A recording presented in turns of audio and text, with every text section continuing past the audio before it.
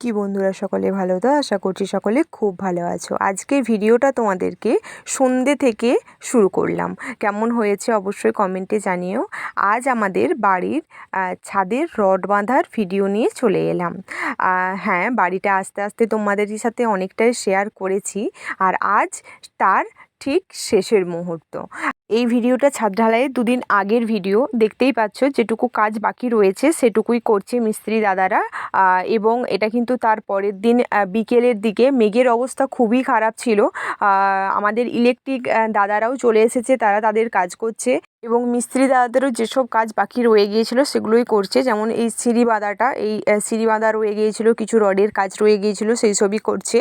আর বুঝতেই পারছো তোমরা, বাড়ির ছাদ ঢালাই একটু চাপে রয়েছি, তাই একটু তোমরা অ্যাডজাস্ট করে নিও। এবং যারা যারা এখনও সাবস্ক্রাইব করোনি প্লিজ একটু সাবস্ক্রাইব করে দিও, এবং অন্য ভিডিওগুলোর মতো এই ভিডিওটাতেও পাশে থেকো, সাথে থেকো।